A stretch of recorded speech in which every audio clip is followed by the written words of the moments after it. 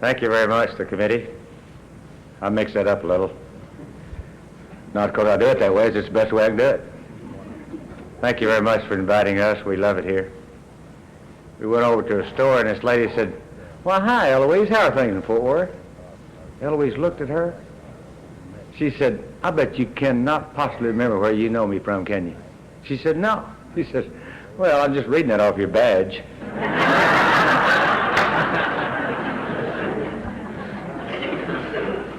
But that answers it. Y'all are really sweet folks, and I sure did. I said, "Baby, we're going to have to find someplace. I got to buy some fruit. I'm trying to get healthy, but I'm going to wait till next week, you know, but I thought I'd get ready." Went to the room. There it was. I am Jim Williams, now an alcoholic. Hi, Jim. Wasn't intended that way. Can't hear. Well, I knew we couldn't do it. I've got positive thinking. I knew it wasn't going to work out. What do you want to do, Bill Punt? Can you hear now? No. Are y'all talking? Tell them to move over here. I'd be glad to listen to y'all. I'm a little nervous anyway. Can't hear. Eh? Maybe he won't say anything. Maybe God's trying to take care of you. Looks nice over there, though. I guess if you get a table, you don't get to hear.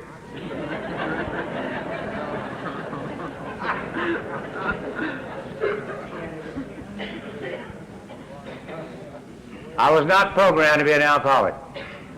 My folks weren't that way. I don't know why they didn't, because it's the most fantastic thing in the world, but they did not do that for me. They programmed me in one of these little things, I don't know, I guess you got some Southern Baptist up here. Oh yeah, you got some. Well, we know each other then. We can go home.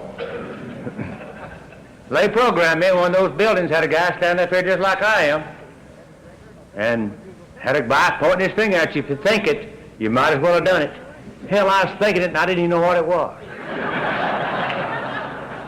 But I could just tell the way they were doing it. I had whatever that is that those had, and I wasn't one of them. And I could feel it. Then they'd sing that song for that one right back there. That last stanza. Man, you know his throat hurts. You know what to do. You know, it's not like AA, you know. They say, "Saw old Jeff laying in the ditch last night. If he lives, we'll get him." They hone in on you. They start, "We've been praying for you, son," which means you're a bad character. And we can tell it, and we can tell by looking at you what you're thinking. Just a matter of time you're going to do it. They didn't know how right they were. Well, I got to be about 12, and I got around this girl and got these funny feelings.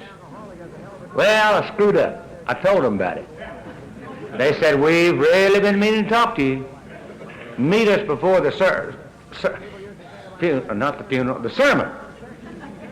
And I met them down there, and of course they'd get you in that little room and they put the whammy on you. You know, though, that you're going to be a good boy if you do what they say.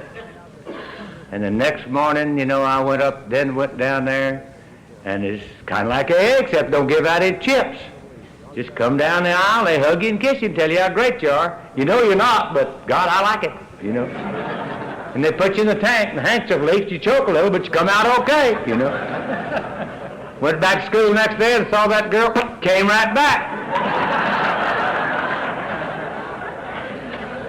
I went back to her and said, "Well, we'll have to do it again. Didn't take." They said, "No, you just don't do it." Now, they didn't know I didn't know how to don't do anything. I didn't know how to don't do anything. They just say, "Don't do it." And that seems like you just don't do it. And I couldn't keep thinking about it. So I said, "How do you don't do it?"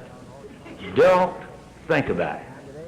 Well, I thought, well, it's 2 o'clock in the afternoon. I've been thinking about it all day. I'll go ahead and think about it then. Stop tomorrow. Got up the next morning, and my God, I said, I'm not going to think about it today. I got to where I didn't think about it so much, thought about it more than I ever thought about it. And I knew I was stuck. I just had to do it. And I'd look at them, and I'd go down there, and they'd pray, and I'd do all the things, sing those songs. And I'd listen to that guy and point his finger, and I said, well, I'm glad he's pointing at them, but I'm still thinking like I always did. But I knew they knew I was thinking that way too. But I always tried to fit in, tried to do it, and I was inadequate, and I was this. Finally got out of high school. Had a hard time, had a lot of activities in high school. I was busy, didn't get to study a lot. Would have, but just tied up. So I failed and had to go to summer school to get out of school, and then got through playing basketball and everything. And 30 miles away, they had a town that was wild and wicked, and I'd heard about it. Now, we had a town where nobody was bad except this one guy. He drank wine and bay rum and slept downtown. I never did drink any bay rum, and I always tried to get out of town before I went to sleep.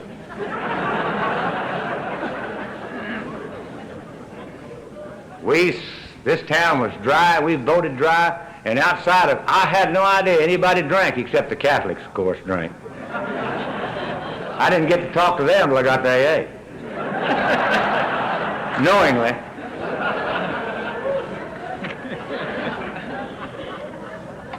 And those in between, I guess they just been doing everything forever. You know, I don't know. My second sponsor said it looks like the Catholics and the Baptists have the hardest time getting God in their life, but once they get it, they're good. Which means we're not out. If you think you're not going to get it, don't worry, you get it. It just takes a while. This guy and I slipped over that Saturday night. That's before you could do anything during the week. And we went 30 miles away and opened the door of that honky-tonk, and there was that deacon with a warm girl in one hand and a cold beer in the other. I said, my God, let's get out of here. He'll tell Jesus on us and we're through. You know, if you get caught before you do it, you might as well give it up. You're not going to make it, and sure enough, we did not make it. Drank 2 beers, didn't do it, and he is happy, by the way, and I'd never seen him. But those 2 beers didn't do anything for me. It didn't smell good, didn't taste good, didn't do anything, and I was glad to get out of there. And then the next morning I waked up and I wanted to go to church for the first time in years. I never missed, but I never wanted to go either. You had to have double pneumonia to miss at our place. One single pneumonia won't work. And I said, maybe he doesn't go anymore. So I took off down there and got to church the next morning. There he was, sad like he always was, with a different girl. No wonder he's sad. He probably didn't like that girl. And besides, he had a hangover. I understand that now that I had my first spiritual awakening. Maybe you can do it a little bit and just don't tell anybody. So I told my buddy, I said, don't tell a living soul. We're going back next Saturday. There's 2 joints. I found out where the other one is. We're going. It's a big town. And we went back over there the next Saturday night, and I want to tell you, I learned how to do everything but commit adultery. And I'd done that, except I got too tied up. You know how we are. Talk about it all day long, think about it, and don't get too tied up, just too busy. And if we do, we don't know. And we don't ever get to find out. You live a life, but I don't know. You can't call back and say, we do anything last night?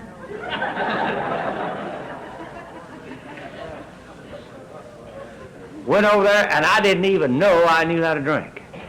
But I did. You just drink one right after the other. Get the feeling it's good, you can't feel it all. Southern Baptists cannot dance, you know. They have 4 commandments.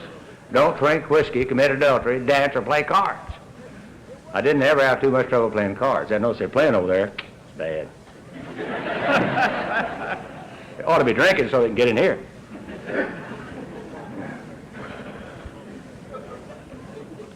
I learned how to dance, fell down the dance floor, broke my nose just like you're supposed to. Blacked out, waked up the next morning, threw up, just sicker than a dog. This guy called and said, how you feel? I said, God, I feel horrible. He said, oh, but you had a great time. I said, oh, well. Then I knew I'd have a good time. Just go out and get drunk, black out, wake up the next morning, be sick. The mic goes to pot here, doesn't it? Doesn't the mic do that? And I knew what to do to have a good time. And I did not know you drank any other way. I thought the people that didn't drink, except that little old 1 glass or 2, didn't know how to drink. And I knew I didn't run with them. And I knew people I ran with didn't run with them. We didn't necessarily like them. We just didn't want to be around them. There's just something wrong with them. And I did not know you drank any other way for any other purpose. I thought you drank to get free. I don't know what of, But it worked, and I got free. Whatever it was I was getting free of, I was getting free, and I liked it. I couldn't wait. When I was just doing it on the weekends, before I found out you could do it during the week. And then I found out you didn't even have to wait till 5. Start at 3. Then I found out if you was off or just was too tired to go to work, you could start earlier than that. Or had the flu. Well, I kept doing that. I knew you couldn't do it a lot, so you get caught, so I just always did it a lot when I did it. And then finally I went to war and they had it, and they didn't do what I wanted them to, and I was living life and nobody did what I wanted them to do. I never got to do what I wanted to do. And that people would say, you don't want to do that. Well, I want to do that. And they'd say, you want to do that. Well, I don't want to do that. Got out of the service, they said, what are you going to do? I said, well, I'm going to go to work somewhere, I guess. That's before I knew I didn't like it. I'd done it before when I was going through high school, but I didn't notice I didn't like it. But I had a lot of things going. Then I went to school because I didn't want to go to school. They knew I wanted to. So I went. Didn't get an education, but I got the paper. And then I got out and I did what everybody did. They went to work. And I never found a place yet that didn't have a bad hang-up about Mondays. I never found a place yet that didn't. Every place I worked, they want you to come work on Mondays. They never let you creep into the week. Like Tuesday's plenty of time to start it. And you call them up on Mondays, and hell, they have a fit. They need a program. They have personality change. And I never worked anywhere the way they did it right. I just really think most of us are too smart to be in business. And you explain to them what they need to do about you and how they need to arrange your work and your time and what they're supposed to treat you, what they're supposed to be doing, and God, none of them did it. Some of them are still operating, doing it wrong. It was quite a while before I noticed that I was the only one that was always leaving. Finally, I was having a little difficulty with women, minor. I've only been to 2 places, you know, school and church. I don't know where I picked this up. I don't even remember when they taught this to me.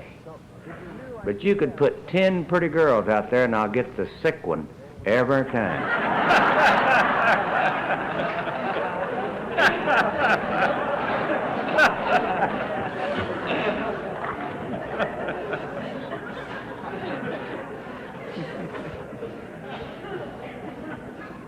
Always had to find that one where the chemistry mixed. I love to do it. Now, I knew you couldn't go with women. You know, you can't go with women unless you're in love with them. What was really miserable is when you haven't got one and you're still in love. I had that trouble, but I never failed anymore. When I was tapered out of one into another one, I'd go with her the first 2 months. It was so fantastic. We were going to live. We'd never be able to live an hour without each other. And we'd get to that peak, and then it'd just deteriorate from there on out. And just get more miserable. And I like alcoholics, especially like me, that love that misery. God, I love that misery. Know how to do it, too, you know. Know how to live in it. Know how to suffer. It's fantastic. You have to drink to live like this, so don't try it sober. I'd love to be tapering out of one of them when it's so miserable and have me a new one started. That's when it's really, and the other one's calling back and you go one more time. And you really have to drink, though, to do that, so I won't get you into that. Finally got out of a job and couldn't get one. Went around to people who knew me well, who I knew liked me. Crazy about me. I knew there's good friends, except when I'd go see them, they'd say, you don't want this job. I wanted the job. No, you don't want the job. I said, hell, I want the job. Then this guy says, you just don't want this job, Jim, which I could begin to tell that they were going to feel better. Now, they didn't hate me. They didn't treat me badly. I just knew, you could tell when I walked through that door and it closes, they're going to feel better. And I could tell it. And there's something about me they didn't like. Well, I knew how to apply for a job. What you do, you get up and throw up and spray. And then you go, make one call, apply for one job, and then, oh, I didn't know I turned over to the Lord. That's what I was doing. And then I went out and got drunk. I did that one day at a time.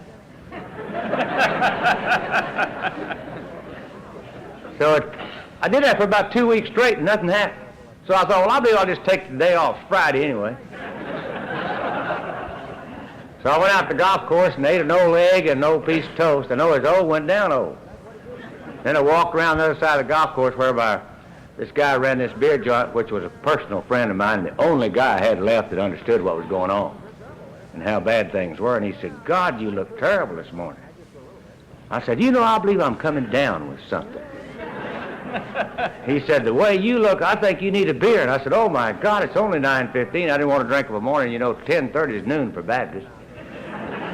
He said, the way you look, I don't think it'll make any difference. So I drank half that beer and sprayed the golf course with it. I don't mind spraying if you don't lose your concentration. Then you lose your concentration, it gets in your nose and burns, it makes you upset. I already knew how to meditate before I got here. I don't ever meditate that close anymore, but when it's stringy, you don't know where the end is, and you can't breathe.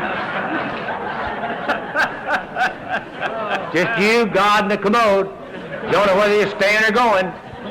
I just don't meditate that close anymore. They ought to use that commode deal for energy. Even in the hot summertime, it was always cool.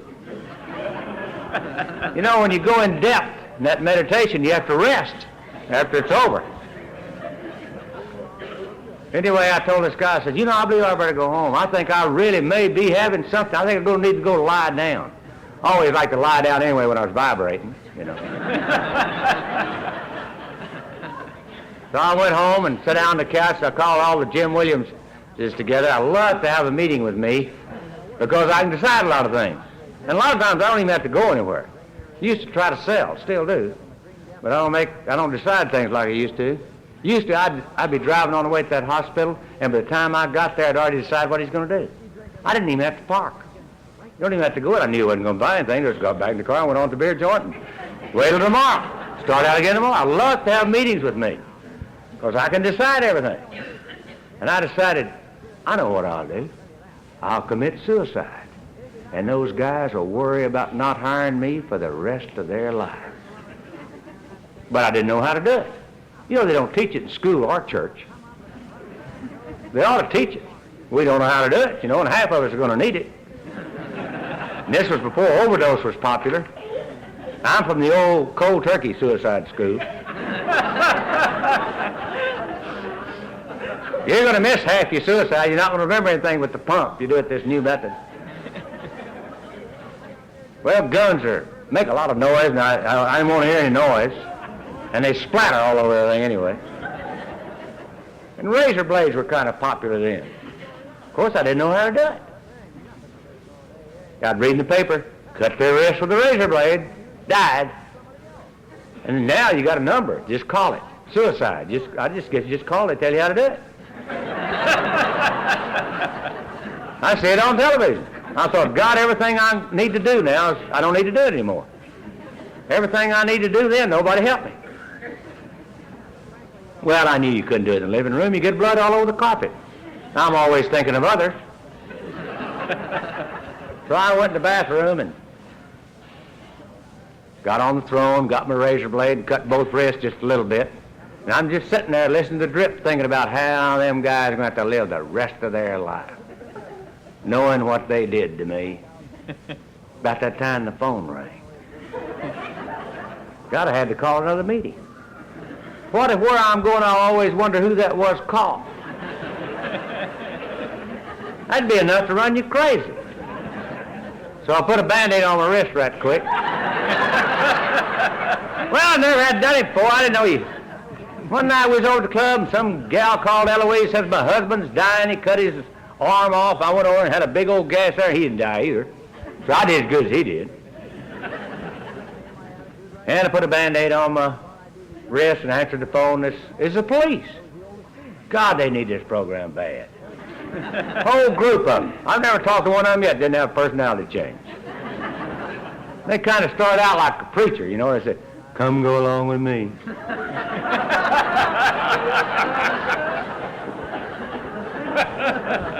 And just as soon as you start explaining to them you're not going hell, they go crazy. Then when you tell them, hell, I'm not going, I'm going home, then they go nuts. Then you have to pacify them and go with them. And this guy said, "Where were you last night?" I said, "Well, I was right here." He says, "No, you wasn't." I said, "How do you know?" "We was there." Then I didn't want to talk to him anymore. I'd already learned, don't talk to anybody who knows more about where you've been than you do. And he gives you one of those silly options. Either come down here or we'll come out there. I said, "I'll be right down there." And I hung up and I said, "I don't like either one of those. I think I'll just leave town. People don't like me here anyway. Treat me like a dog. I've worked hard and done well except on a few Mondays. So I just got my old clothes and dirty clothes and clean clothes, put them in the car and mailed the key to the folks that owned the place and left. Well, I had $36, which is plenty to start a new career anyway. You know, when you're like we are, we don't need a lot. Except the next morning I waked up in this town and I only had 7. And I said, "Wonder how my folks are getting along." Hadn't talked to them in quite a while. All of a sudden got real lonesome for them. So I called them. They said, "Where are you going?" And I had to think of a town right quick that was west, because I knew I was headed that way. And I said, "I'm going out there and meet a friend." I hadn't met him yet, but I know he's there. You know. And they said, "Why don't you come by? We'd like to see you." And I said, "God, I'm glad you said that. I'll just take the time to do that," even though I was busy. And I went by and I never cheated my folks out of their money. I gave them their money's worth right there. They knew they weren't going to get it back, so I had to give it to them right there. And I told beautiful stories. I used to love to hear my stories. Never had a bad one. Horrible. The way people treated me and the way things was happening in my life was totally, absolutely, completely horrible. And when you get to listen to that, you know it's true. And the further you go, the truer it gets. My God, no wonder I cried at the end. And then they cried. And then old John said, "Well, old Jim's honest. Let him have 100. Be surprised how nice things are feeling already. 107, you can even go in a different direction, start a new career now. I had never been to the Rio Grande Valley in Texas, and I knew that a guy that went down there 5 years ago, and you know what I like about us? We never call to see if they're still there. It's only a 10, 12-hour drive down there anyway. It's downhill all the way. In fact, you almost run out of country. You got a little creek down there, and they've changed languages. But you can get a job down there if you're breathing almost, because nobody goes through down there. And they hired me after 3 weeks. I still had, and fortunately the manager was a drunk like me, so we did well together, understood each other perfectly, discussed lots of things, lots of nights, never did anything about them, but we discussed them every night. And I learned how to get up and throw up and get to bed early and get drunk early. And I was trying to go with women the best I could. I was just really doing the very best I could. I was trying to go with 2. And I didn't do real well. You know, you call them about 4:30 in the afternoon and say, "I'll see you about 7. And it may be 4 or 5 days before you get by there. But this one was a little different chemistry than that others. We finally had our 3rd good fight. She was really the one. When you can really have love that great, where you know you got it. Our last fight was about 11 o'clock one night when I was getting ready to leave her house. And evidently, when I started to go to the bathroom, she thought of something she needed to tell me that wouldn't wait. So we had our last little discussion meeting in the bathroom. And the bathroom was not very large. All of the items there were very firm. When you hug and fall head first in the bathtub and fall around, you look bad after you stay in there about 15, 20 minutes with a high-level meeting. Well, I got out of there and went home, don't remember too much about any of it. And I was sleeping in a real nice place, was an old trailer behind a motel. Didn't have to worry about the yard because it was a gravel alley. But you didn't now single anyway. I didn't have time. I was busy a lot, so I didn't have time to mess with the yard anyway. And about that time, I'm laying there, and this is one of those mornings that I must be going to leave somewhere in a hurry because I still have my clothes on. And something went wham on that door. My God, I'd already learned how to wake up in total fright without even praying for it. And when they do that to me, well, I'm just shocked. Then I got up and I got to the door and looked down there at that white shirt, opened that door, and it was a Baptist preacher, and there was blood all over that shirt. And you don't think I had any anxiety there, do you? Just went. And he said, "Come go along with me." And I knew then somebody's done something somewhere. And I said, "Well, I've got to," he said, "You don't have to do anything." And I just vibrated along with him. Went on over there. We went over to her house, and then I knew it had some connection with her. And we had a meeting. And I walked in, I said, "God, she looks terrible. Wonder how I look." I was already feeling around. Seemed like I had some bad spots. I said, "I've got to go to the bathroom." I went in there, and she looked fantastic. I was the one. I said, "She must have stepped on me in that bathtub." Well, we had a good meeting, and we decided, hell, I'm 35 years old. It's time for me to settle down. You can't keep getting married. I was getting married all my life. I knew that was it. And that one, I got married every year, just never could get it going. So we decided to get married and get married to First Baptist Church so it'd work. Get married at 10 o'clock in the morning, nobody drinking, so it'd work. And so we wasn't going to invite anybody, and I got drunk that night. Died there by 3 o'clock in the morning. The guy, my good beer distributor friend, came and he said, "I want you to know, I did not come to see you do this. We came here because nobody believed it." And he said, "I want to tell you something, the longest bet on this marriage is 3 weeks. Some of her friends didn't even speak to my friends. But we showed them. We hung in there for 8 years. But my life changed. I had no idea how nice it was to get up and throw up in peace. I'd get up in the morning, grab that coffee, and go in that bathroom, throw up like you're supposed to. I was always going to quit smoking because it made me throw up in the morning. And she's telling me what I am through that door, and I've got to get upset, go to work, go out and get drunk, come home, tell her what she is, and we did that one day at a time. Well, I lost that job, couldn't get one. After 2 months of looking, a guy that owned a drug company hired me. And he was a drunk like me. Took him about a month and a half to get rid of me.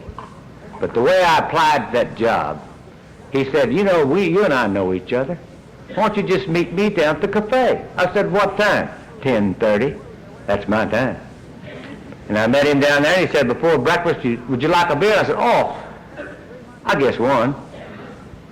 2:30 that afternoon, we ended up down on the coast on Padre Island. Beautiful place. Didn't get to see it, but it's beautiful. And we had a sandwich about 3, drank beer again till 9. Some guy wanted to demonstrate a boat, and he came in. There's 2 girls there from Kansas, said they'd never been on a boat. And I wanted to be hospitable like y'all are, you know. I said, "Come go with us." And I took some beer in case it's going to be a long ride. It was not a long ride, and it had gotten dark. This guy used this little light to get out of these little channels or whatever you do in those boats. I knew a lot about them. And then he opened that thing up, and it's sticking up like that, and we're flying underneath that causeway and going out in the Gulf, and about that time, everything went out. Next thing I know, guy said, "Jim, help me. Help me." God, I didn't know what he wanted me to do. She's like that. This other guy's there, and I'm on top of him, and there was those 2 in the back, and they're fine. And we're knocked out. And they put me back in the boat, and I can't breathe, and the water's coming up there, you know. Well, that's it. I'm going to drown out there in that place. What had happened? They got pilings and stuff out there. It looked like oil dirt. We just cleaned into one of those babies. Ate that windshield, clipped us right off this clip windshield up, right off there. It's a beautiful deal. I just didn't know what was going on. Guy did a hell of a job. He hit it just right in the middle. And the boat the tide was coming in, so it threw us back to shore. And there was a little old town out there, just a fishing town. And I knew that doctor because I worked the fishing tournament down there every year. And I took us all up to the doctor's. God, we was bleeding. That guy was bleeding, and this gal, she was hollering. Old Bill was trying to say, shut up, shut up. I don't know why she's hollering. Her leg was only broken 3 places. And I went up there and knocked on the door of the doctor, and the doctor says, God, Jim, you know, I don't do anything but abortions. I said, oh, my God, that's right. So they took us to a hospital 30 miles away and then put us, and some idiot called their wives. My wife checked the women out first. They put us all in separate hospitals. We had all just had 2 beers. And I got the job. But it took him 2 months to ship me to a little old town out in West Texas where there are 536 people there, and 36 of them are making a living. And he sent me there saying he wanted me to learn the drug business. He sent me there because nobody else would go. Wasn't too long after that, about 5 months, but what really happened to me, I'm standing in those drugstores. I've never really worked at that job, and I'm standing there vibrating in the middle of that drugstore. They don't sell anything in there, you know. It's just little old cokes and stuff. And this pharmacist says, God, you look like you're going to fly apart. I said, any minute. He said, well, take some of these. That was before Valium. I understand it's better. You can really get both eyes crossed and see straight with Valium. It was Librium. And I took 2 of them and nothing happened. Well, I took 2 more. And then it happened. I knew how to weave. You know, even if I fell, I knew I didn't have to. And then all of a sudden, your knee just go, pew. I thought, God, I've got to learn a new stance. So I took those pills in the daytime, drank beer at night. If I was going home early, I switched to bourbon. It's the only decision I had to make at night. And then a guy recommended me for a job. I hadn't seen him in about 12 years, and it was back in Houston. And I ended up getting a job. They flew me to Huntington, Indiana. I didn't know what they sold, and they was 44 years old, and I said, Lord, I can't tell them I don't know. And they didn't know why I was there, and I couldn't help them because I didn't know why I was there either. But I got the job. And I ended up back in Houston. I'm not worried about my drinking. What's her name's the problem? And my work. Outside of that, I'm fine. Get drunk on occasions. Black out most every night, but not every night. My ideal time is to black out at the door. Used to love to drive, you know, when the stripe goes to the right. I'd always say, I'm going to ask old George when I go back tomorrow night if his stripe always goes to the right. But I never remembered till that night. And then I liked it when you don't have anything to do, so you just close one eye. I don't know where I learned that. That stripe just comes back. And if you want a little more light, just open both eyes, and you've got 2 tail lights up there, turns into 8. Gives you something to do on the way home. A lot of people just have to sit there and be bored and drive.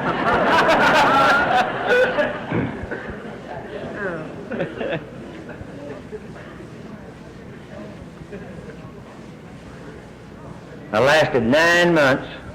None of the customers saw me drunk. I'd just go, leave them, have a drink, and go get drunk. I've been drunk at parties many times, the ones that were still inviting me. I did this 1,000 times. I went over to this guy's house. It was the day before Christmas Eve of 1965. On one side of Houston, I went to their house to meet their folks, blacked out right at the door, drove one side of Houston back, didn't remember what I did at the house, called back, and they had never said anything. They never told me what I did. I'd say, I'm sorry about last night, wanting to know what I did. And they don't have to make amends, so I'll never know. And they'd just say, Jim, you just got drunk. And I was really getting tired of being a drunk. I was really getting tired of people telling me that.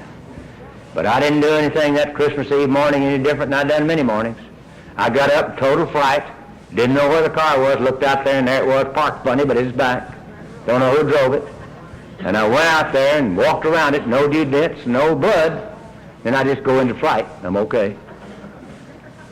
And I came back in, what's-her-name went next door, and I looked up in the phone book. I guess heard on radio. The reason why I still love to hear those spots and see those spots going. I looked up under Alcoholics Anonymous, and I looked up Intergroup, and I called her. Hell, this gal acted like she was glad I called. I should have known then there's something wrong with this outfit. People usually are not too glad I called. She said somebody will be right out. Well, I waited an hour. Nobody showed. And I looked in the ice box, had 3 beers, 10:15. Well, don't need them anyway. It's Christmas Eve. Now, I couldn't remember who I called about that time. Phone ring. Guy said, I'll be right there. And I said, before I could tell him I didn't need him, he hung up. I said, well, just get rid of him. Here he come. Had a book under his arm. Looked like that deacon. Had a pointed nose, little short guy. Wasn't smiling. Oh, I said, well, I know what he's going to do. We're going to read that book and pray. And I've not only been baptized, I've been rededicated 10 times. He opened that door. I don't know what he said. I don't know. We didn't pray. We didn't read that book. I don't. He didn't have a good personality. He kind of grins all he did.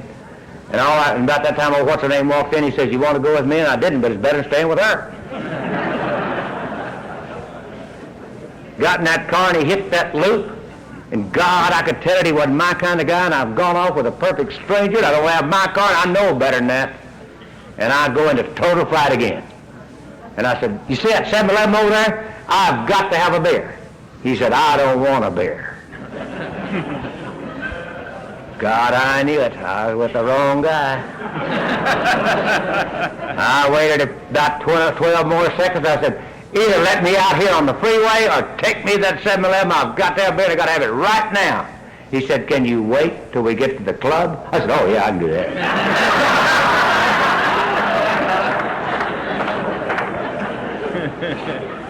And he drove and drove and drove over kind of a bad neighborhood. Just kept driving, this bad neighborhood. Finally drove up for this old house. There's 2 or 3 other cars looked pretty good. The rest of them looked about like mine.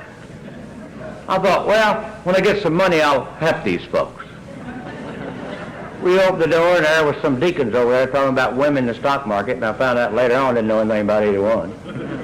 Had an old bar back there in the back with an old, I bet the linoleum was worn out when they put it on there. And the bartender didn't look a hell lot better than I did. Found out later this is a program of attraction.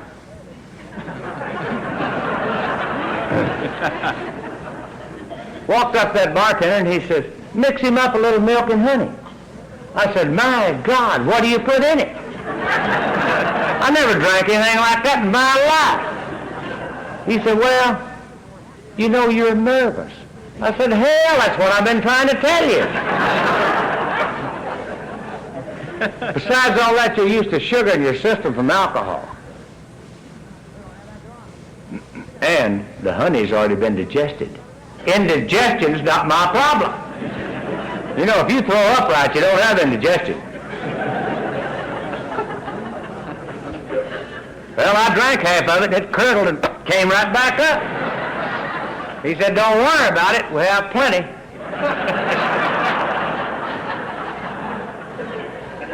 One of the smart ones said, "Walk all you want to." Well, I don't want to walk at all. In fact, I want to go home and get in my car and get rid of the whole bunch. Finally, took me home about 6 o'clock. I said, "Let me out in front." I thought I'd slip by and get my car and get away from the whole bunch. What's her name and all? No use anybody seeing me. He said, "Eat something if you can, and I'm going to pick you up in an hour." I said, "What for?" He said, "We're going to a meeting." I said, "Where?" "Right back where we were." I said, "My God, we was there all day."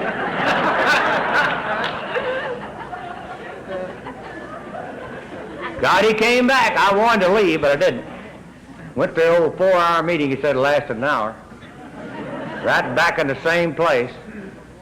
Took me to a meeting every night. Every night. Called me every living morning. Couldn't get rid of that deacon.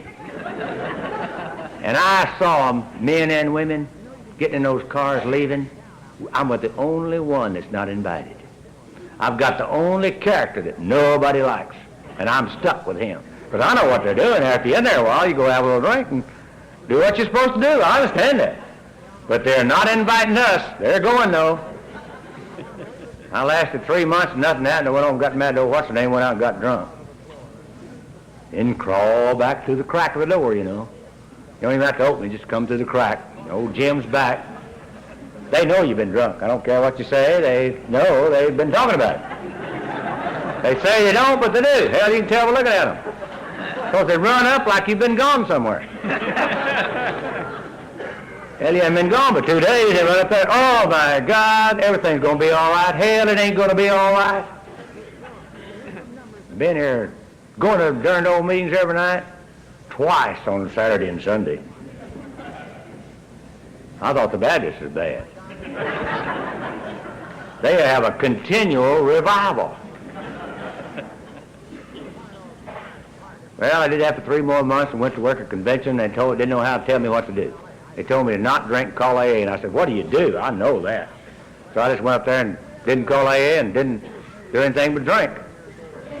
And I came back and they said, well, we gave you 2 things to do and you didn't remember either one of them. Guess we're going to have to give you this program a lot easier than giving you too much at one time. You just can't handle it. They really make you feel good here, you know.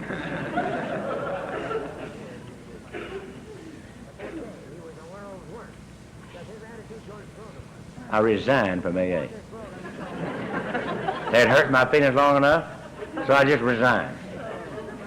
And then a guy called me the next night and said, my wife was working and I got drunk and I want to go back to AA and I wondered if you'd go with me. I said, make it perfectly clear, I'm not coming back.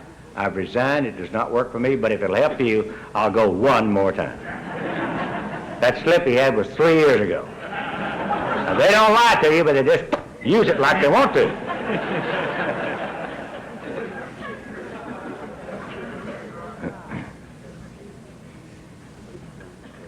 After that meeting, that little guy called up and he says, don't you ever call me again. I said, I got news for you. I didn't call you in the first place. They did. I never liked you from the first day I saw you. And if I had as bad a personality as you do, I'd go back to drinking. And you don't have to worry about it. I'll never call you again as long as I live. I didn't until the next morning. He said, meet me at the club. And I walked in that door. He said, get your coffee and sit down and talk to you like a dog. He said, now I want you to look me straight in the eye and I want to tell you something. You've been here 9 months. You've gotten drunk 3 times, 3 months apart. You haven't heard a damn thing. Now I want you to look me in the eye because I'm going to give you something you haven't heard. There's absolutely no failure in Alcoholics Anonymous. Alcoholics Anonymous does not fail.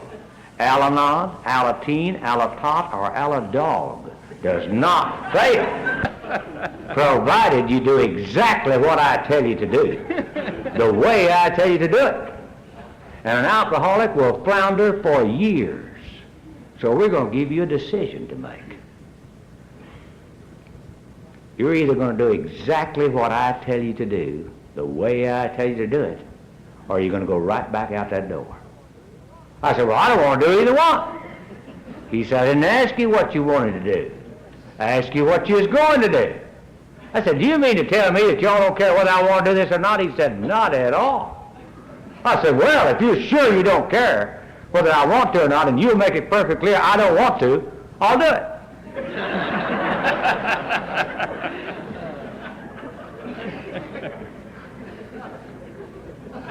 He said, well, first of all, you've got to know that it's your thinking that's wrong. I said, how much of my thinking's wrong? He said, we always start with all of it.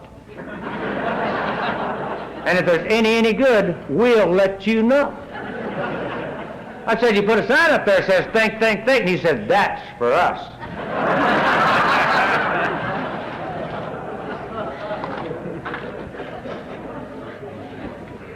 He says, now we're going to give you some things not to do. Now the things we're going to give you not to do are going to change. And then we're going to give you some things to do. Now the things we're going to give you to do, you'll always do them, you'll just add to. And then it'll happen over here. I said, what's going to happen over there? We don't know. I said, my God, if you don't know, how am I going to know? He said, oh, you'll know. I said, when? He said, right after it happened. I said, I don't understand anything you're telling me. And he said, now you got it. I said, you didn't hear me. I told you I did not understand. He said, and that's it, and don't you ever forget it.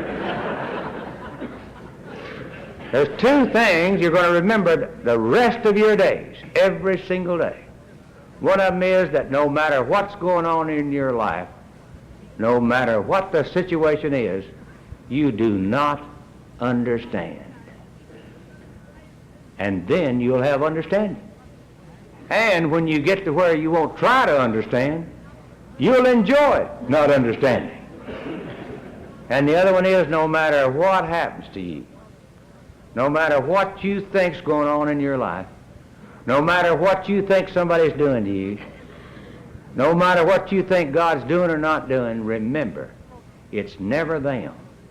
It's always you that needs to become different, no matter what the situation is. I said, do you mean to tell me that I'm going to always be wrong? He said, this has nothing to do with who's right or who's wrong. It's that whatever goes on in your life, you must become different than you've ever been before.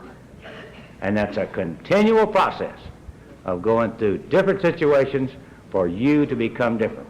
Never them. He said, now I'm going to tell you the thing that got you here, and the thing that's going to keep you from getting everything that's here. This can either ruin you or make you. But what happened to you out there, the reason you got here is because, and after you got here you couldn't get it, because you knew. And as long as you know, you'll never know. But when you begin to do what we tell you not to do and to do, then you'll begin to know you don't know. Then you'll begin to know. I said, hell, you're crazy. And he said, I know.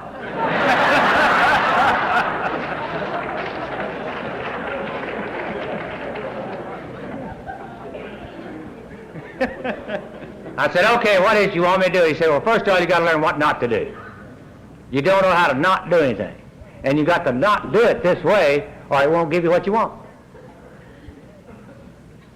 You know that number I gave you that's on that card, where it was my number and 4 other guys and in a group and the club? I said, yeah.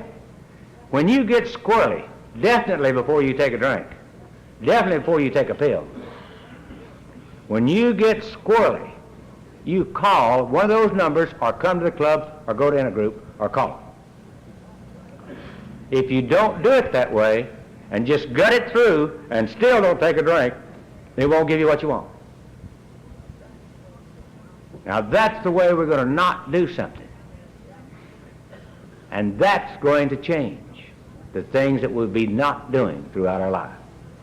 And now I'm going to give you the things that you're going to begin to do. In the morning when you get up, I want you to get out on your knees and say these words and these words only.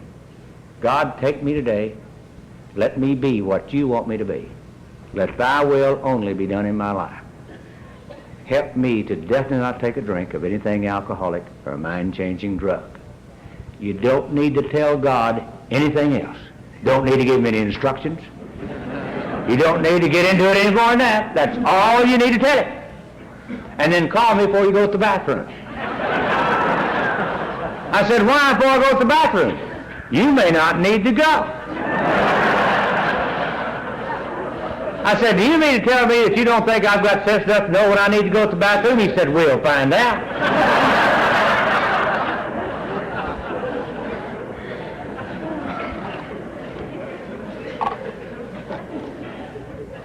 So next morning I got up, before I got down on my knees, I said, God, you and I know. He don't know. He's a Presbyterian. You know he doesn't know. But we're going to do exactly what they tell us, just exactly the way they tell us, so when we get through, we can tell them, see, they did not know. I got down on my knees and did that little prayer, called him, he said, go to the bathroom, meet me at the club. He didn't even ask me where I need to go, and I made sure I needed to go. met him at the club. He said, go to work. I said, I couldn't go to work yesterday. I hate my job, you know. He said, why couldn't you? I said, well, I was sitting in the chair. I've been thinking about all the reasons I hated it, and I just couldn't go. He said, well, you just don't know how. I said, oh, do you know how? He said, oh, yeah. I said, how? Go get in the car. Work. I just didn't know how to do it. Didn't like it any better, but it worked. And then meet me back at the club, and they tell you, God, they tell you right in front of everybody, too. They let you know that you're the ones that's 2-year-old and they're big daddies. Walk in the club, he says, get your coffee and you can sit with us. Right before everybody, like I haven't got sense enough to go get the coffee. And then when you're almost comfortable, almost, he says, well, you better go on home and eat and come back to the meeting. Right in front of everybody, like he doesn't have sense enough to go home and eat and come back. Then after the meeting, he said, I want you to go home and thank God for the day. I said, I do not thank God for the day. It's been a miserable damn day. I've been to another miserable damn meeting. And I'm not going to be a hypocrite. And he says, do you mean that you think that you feel you're not sincere towards God? I said, you betcha. He said, remember, we're not depending on the way you think about it at all. It's only the action that you're doing that's making you different. Your thinking has nothing to do with it. So you know all those things you thought all day today? I said, yeah, that has nothing to do with what's happening to you. I said, you'll really enjoy it more when you get to where you're not so tied up. I said, do you mean all of my thinking's wrong? He said, every living bit of it. I said, are we not going with my thinking at all? He said, not at all. We're not going to depend on you. I said, hell, you're eliminating me. He said, wouldn't that be fantastic?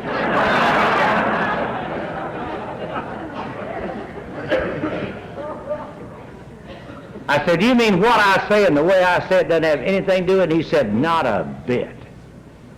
Well, I just went home and I went in there and locked that door so what's-her-name couldn't hear me. We had a two-holer anyway. And I went in there and got on my knees and I said, okay, by God, God, thank you for a miserable damn day. Amen. Hell, he don't care and God don't care. Hell, I ain't going to care.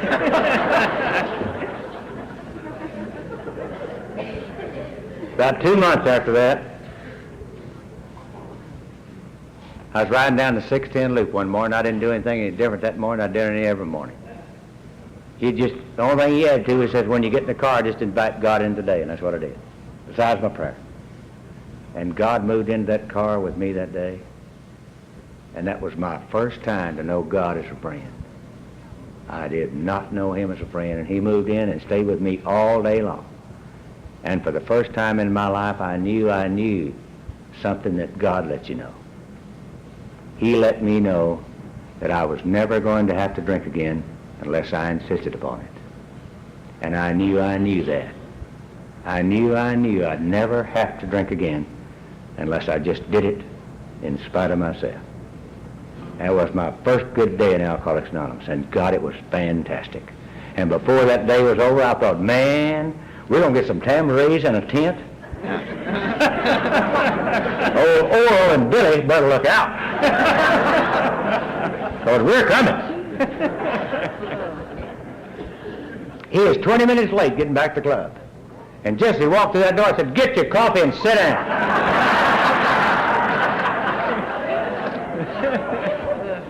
The Baptist has taken over.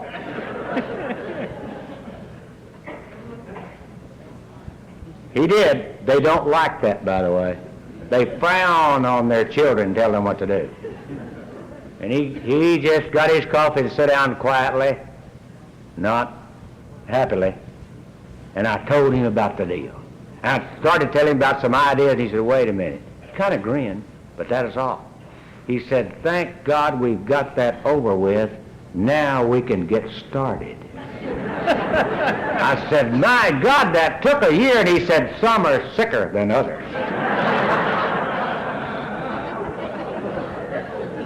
I said, what are you going to do about old what's-her-name? And he said, nothing. But I'm not going to go through that with you. He said, I'm leaving my marriage just like it is. He said, Half the people that come to AA are married right. And some of them should never be married. But said we don't use anybody but the master counselor. We don't use professionals, non-professionals. Nobody knows until you find out. And you don't know till you find out. So I'm going to send you to a guy that's worked his out, and he'll help you with it. I went over to see this guy, and he's Episcopalian. He said, what do you want? I said, well, I want a relationship with a woman that I've seen some other men have, or I don't want anything at all. I'll go do my way. But I just want to know if I can have it one way. If I can't have it, I'll go do my thing. And he said, you remember that lonesome walk you took when you got to Alcoholics Anonymous? You really didn't fit in AA, and you didn't fit back out there either? I said, yeah. If you're willing to make those lonesome walks, I'll not only guarantee you a happy relationship with a woman, and we don't know who that is, I'll give you a bonus. I'll give you a relationship with your fellow man that you could not believe. And on top of that, a relationship with God that you could never imagine. I said, I don't believe that. He said, oh, we're lucky there. I said, what do you mean? He said, you don't need to. I said, what do you mean? He said, oh, just as long as I believe it, and we're going to depend on God, you don't need to believe it at all. We're just going to give you some things not to do. That's my hardest thing, by the way. And we're going to give you some things to do. Now, first of all, I'm going to give you some things not to do. This is going to be a lonesome walk. You're going to find out some things about yourself. You're going to think you're the only one doing it. Nobody's suffering like you're going to be suffering. But you're going to need to do it. We're going to not tell her what she is anymore. I said, who's going to tell her?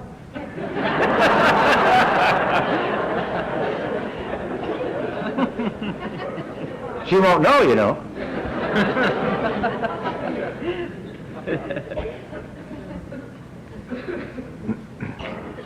And he said, and we're never going to do anything with anyone else, children or anybody. We're never going to use anything in any way, finances or anything, to try to get her to do things we want her to do. I said, never? He said, never. You've got to learn to do this anyway if you're going to have a relationship with a woman, because you've got to learn how to set her free. And you might as well practice on her. Said if you left her now, you have to go find another one and just lock her anyway.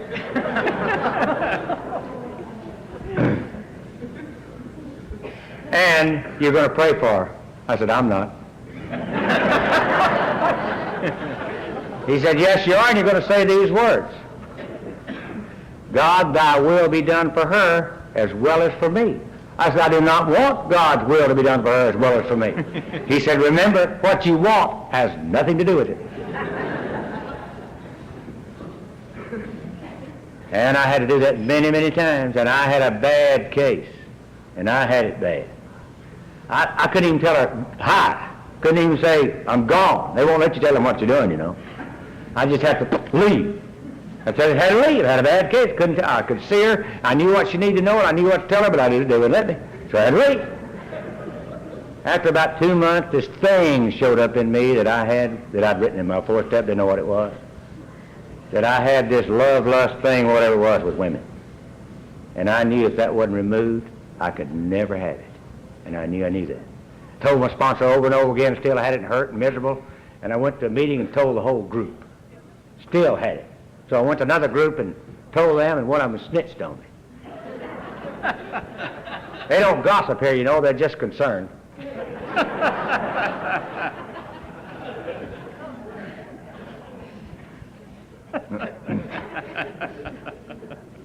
But it is right, isn't it?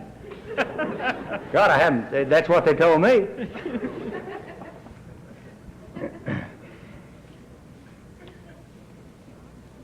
Is it?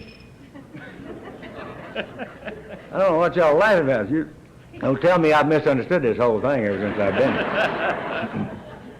Then he called me in like they always do. They called you in on the carpet and said, I want you to go home, I want you to get in the apartment, I want you to lock the door. She's gone, she's not in town. I want you to go over and stay in that apartment all day long till you and God get rid of that. And I said, how many days? He said, we do not know.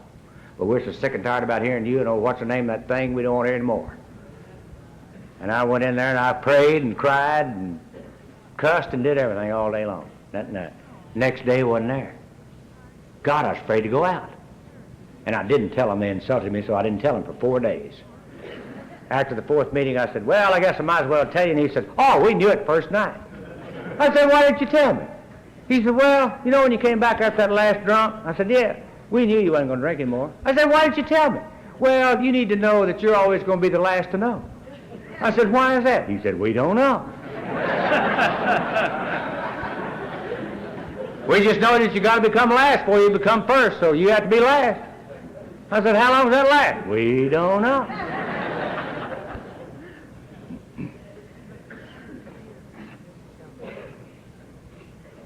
Wish I could remember where we were. You have any idea? God, I didn't think anybody was listening. It's terrible to stand up here and just go nuts. What did I say last? You love me. What? Oh. Well, see, I'm thinking about something else again. Oh, and after I got rid of that, after God removed that from me, then it was a funny thing. We didn't have anything. Wasn't anything wrong with her. When the sickness was gone, hell, there wasn't anything. Just wasn't anything. I never did know what to do with nothing. So I talked to him, and he said, well, you know, we've taken her to Al-Anon, and they're depressing. I used to go home and say, anybody call? One of those.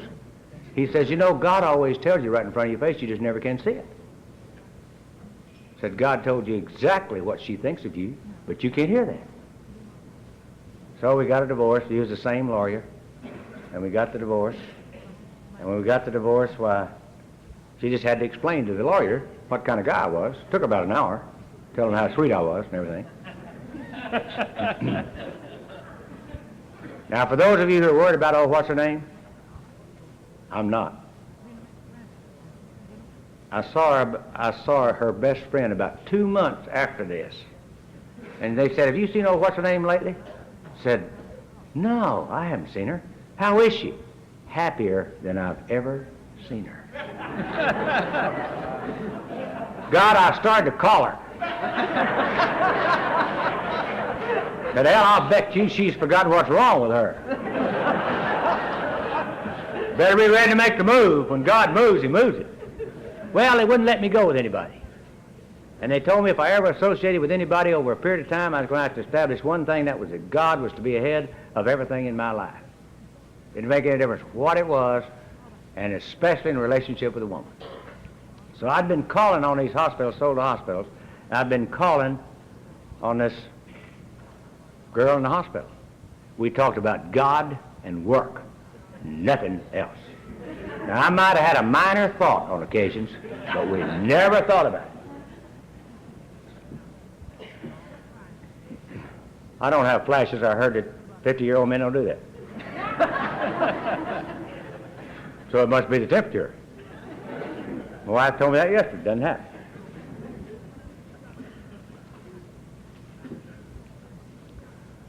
I took this girl to a convention along with 4 other women, and the 3 other women accused me of going with her.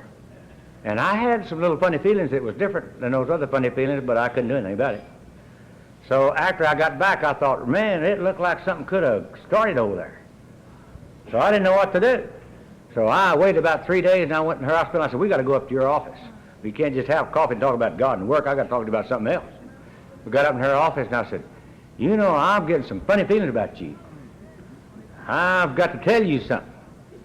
Because I don't even know where I could even be falling in love with you. I don't know what's happening. But I've got to tell you that I cannot have an affair. My sponsor won't let me.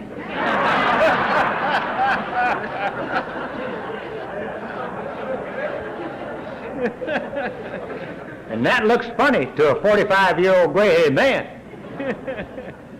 I said, well, I guess I might as well tell you the rest of it. I'm an alcoholic. I go to AA every single night. I live in Alcoholics Anonymous. They don't let me do anything but go to AA and work. They don't let me do anything else. They check on me all the time, and I have to go all the weekends. I have to go twice on Saturday and Sunday. And if I do anything, I got to tell them. If I think about doing anything, I got to tell them before I do it. I said, I'm scared to do anything because you have to tell them if you do it without telling them.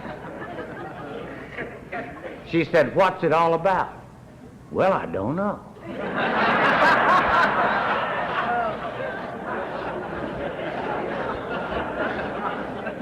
They hug and kiss and cry and, just do all those things and pray some and smoke a lot and gripe because the smoke gets in their eyes and drink a lot of coffee and gripe because they can't go to sleep. I said, I'll have to call my sponsor. And she looks funny. And I called him. He said, what have you been doing? I said, I haven't done nothing. He said, bring her over here. I said, you'll have to go see my sponsor. Took her over there, and he got out of his bookstore and went in this One's a Meal, did the same thing, put me over there at the side, talked to her for an hour and a half. I said, hell, I believe he's going with her.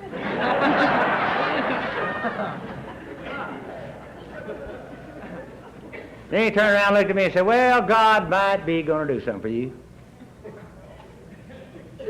I said, well, I know what to do now.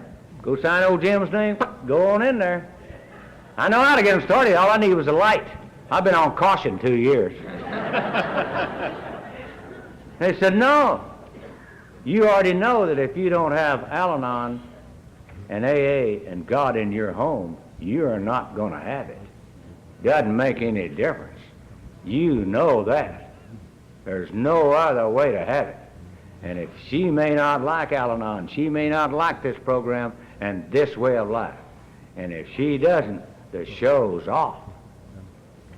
God, that hurts. I thought I was going to get the green light.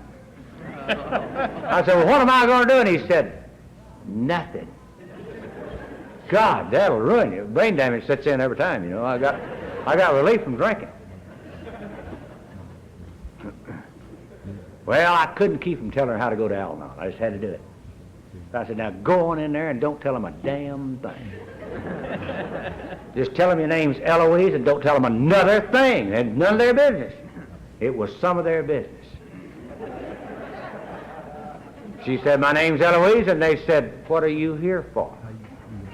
Well, I'm thinking about going an alcoholic, and we don't know what's going to happen. It took them 2 meetings to tell her what was going to happen. She didn't have to go find out. They explained it to her. And then I took her across town, and she heard the Woman Alcoholic. And she heard the program of Alcoholics Anonymous.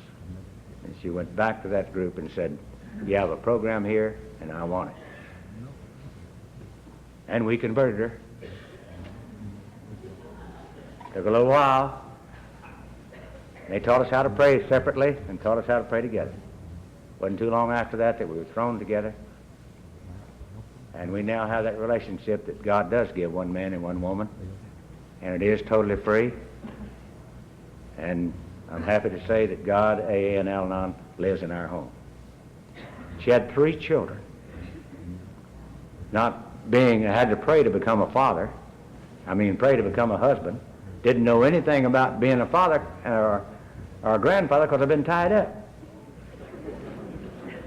His older son was a Southern Baptist minister.